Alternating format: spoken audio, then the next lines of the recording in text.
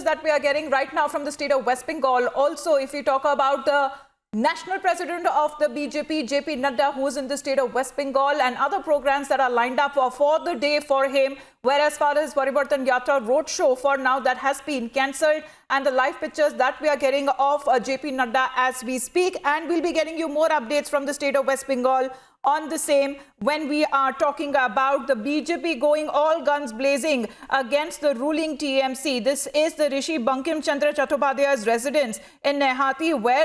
the BJP national president has just reached a short while back, also launching the Sonar Bangla manifesto on part of the BJP. He took on the Mamata Banerjee government there and also accusing her of not working for the people of the state that she has been ruling for the last 10 years. Now those live pictures that are coming from the state of West Bengal. This is the Rishi Bankim Chandra Chattopadhyay's residence in Nehati, and thereafter we'll be getting you the other updates of his day, when what it looks like so far, as we continue to get you more updates on there. He will be going for lunch after this at ward number 14 in Gauripur. Then he will be offering prayers at the Anandpuri Mandir in Barakpur. Earlier in Barakpur itself, he was to hold a road show where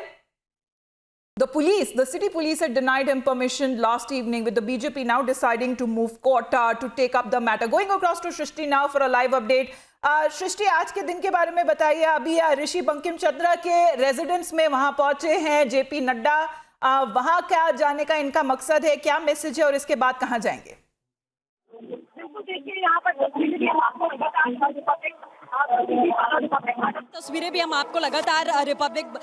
TV पर और Republic Bharat पर दिखा रहे हैं कि JP Nadda ने यहां पर पहुंचकर श्रद्धांजलि अर्पित की है, जो कि आप तस्वीरों के जरिए लगातार देख सकते हैं। बंकिम चंद्र चटर्जी के घर पर पहुंचे हुए हैं और इसी घर को अब म्यूजियम में तब्दील कर दिया गया है और सीधे तौर पर उनकी याद से जुड़ी हुई जो चीजें यहाँ पर हैं वो सब कुछ सजोकर यहाँ पर रखी गई हैं। और जिस तरीके से तमाम स्वतंत्रता संग्राम सेनानियों को याद लगातार कर रही है बीजेपी, उन्हें सम्मान दे रही है, उन्हें नमन कर रही है, क्योंकि लगातार प्रधानमंत्री ने भी इस बात का जिक्र किया कि जो सम्मान मिलना चाहिए था यहाँ के लोगों को, यहाँ के स्वतंत्रता संग्राम सेनानियों को, यहाँ के साहित्यकारों को, क्योंकि बंकिम चंद्र चटर्जी हम सभी जानते हैं कि वंदे मातरम जो हमारा राष्ट्रीय गीत है वो उनके द्वारा ही लिखा गया और उनको वो सम्मान मिलना चाहिए, इसीलिए बीजेपी आज उनको नमन करने के लिए पहुंची हुई है। इसके बाद मैं आपको बता दूं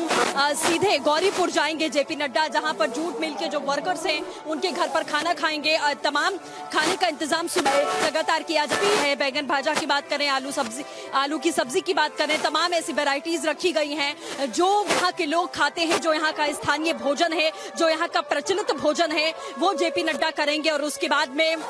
वो खिलार मठ जाएंगे, जहां पर कालीबाड़ी मंदिर में पूजा अर्चना करेंगे और वहीं पर आपको बता दें एक सभा है जिसको संबोधित करेंगे। हालांकि ममता बनर्जी ने जो परिवर्तन यात्रा को हरी झंडी दिखाने वाले थे जेपी नड्डा, उस पर पूरी तरीके से रोक लगा दी है। उस यात्रा की परमिशन पहले दी गई थी, लेकिन एन मूवमेंट पर उस परमिशन को रोक दिया गया है। इस पर भी तमाम सवाल खड़े हुए कि आखिरकार ऐसी भी क्या बौखलाहट है, अगर टीएमसी पूरी तरीके से इस बात को लेकर श्योर है कि उसने यहाँ पर अच्छा काम किया है और विकास पर काम किया है, तो उसे डरने और बौखलाने की जरूरत आखिरकार पड़ी क्या है, कि वो क्यों ये चाहती है कि बीजेपी घर घर जाकर कैंपेन ना चलाए। जिस तरीके से लोखो सोनार बांग्ला का भी कैंपेन आज लॉन्च किया गया जेपी नड्डा की तरफ से, जो हर एक घर में जाएगा, हर एक विधानसभा में जाएगा, लोगों से मिलेंगे, लोगों से बातचीत करेंगे, जो मैनिफेस्टो बनेगा वो लोग आम जनता की राय पर ही बनेगा कि यहाँ की जनता क्या परिवर्तन चाहती है, किस तरीके से परिवर्तन हो, किन मुद्दों पर बातचीत हो, किन मुद्दों पर यहाँ की जो सरकार बने वो काम करे, उस पर फोकस करे, ये कोशिश लगातार रही है। इसके साथ ही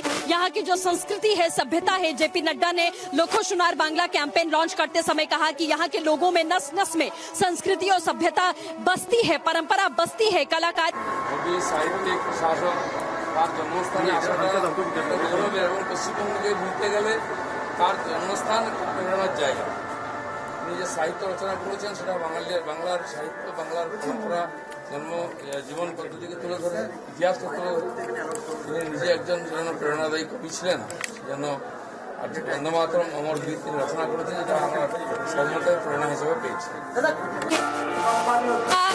लगातार यहाँ की जो परिस्थिति है पर्यटन को लेकर फिर उन्होंने किया कि ऐसी जगह जहाँ लोग दर्शन करने के लिए पहुंचते हैं, लेकिन बंगाल जो वीर भूमि रही है, यहाँ मंदिर, यहाँ की संस्कृति इतनी ज्यादा बनाने में भारत को बंगाल ने सहयोग दिया है। बावजूद भी पर्यटन के क्षेत्र में बंगाल क्यों है? लगातार उठाया गया कि जिस स्तर पर पर्यटन यहाँ पर होना चाहिए, पर्यटन आखिरकार यहाँ, ये तमाम सवाल थे जो यहाँ पर खड़े किए गए जेपी नड्डा की तरफ से। तो जेपी नड्डा ने साफ कहा कि हम पूरी कोशिश यही करेंगे और आप हमें सहयोग करिए, आप हमारी सरकार बनाइए और कोशिश यही हमारी होगी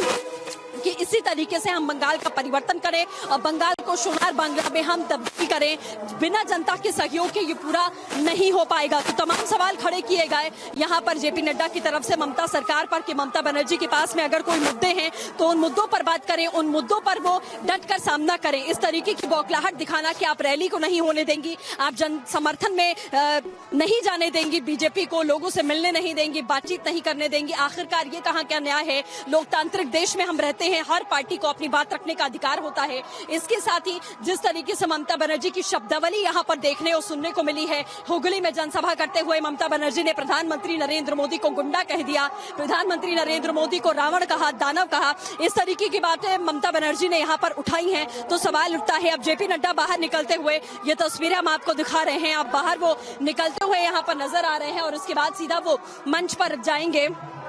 और वहां पर हो सकता है थोड़ा सा संबोधन भी दें।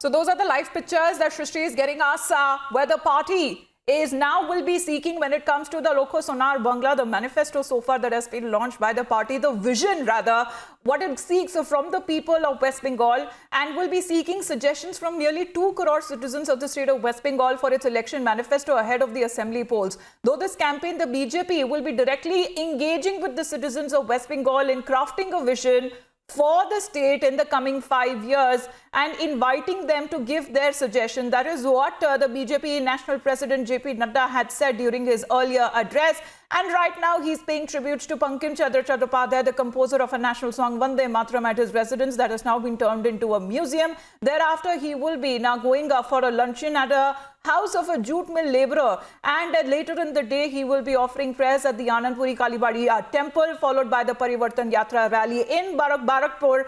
For now that has been postponed on the denial of the permission by the Barakpur city police. Shrishti, आप बने रहिए हमारे साथ इन ताज़ा तस्वीरों के साथ, क्योंकि हम एक चीज there is one thing common that has been seen in all of those leaders from the BJP who have been visiting the state of West Bengal is the right now connect with the locals there, whether be it with the jute mill worker, the luncheon that will be taking place right after he leaves from the Bankim Chandra Chattopadhyay's residence turned museum in Kolkata, whether be it the previous visit of Union Home Minister Amit Shah as well. So that's the direct contact and the link that the BJP now seems to be showing with the ground level people there, the common man there, and that is the connect on which the BJP itself has attacked Mamata Banerjee on the Parivartan rally, taking on the Parivartan same, which the BJP now says that the people of West Bengal need a Parivartan in the state government when it comes to the removal of Mamata Banerjee from the helm of affairs.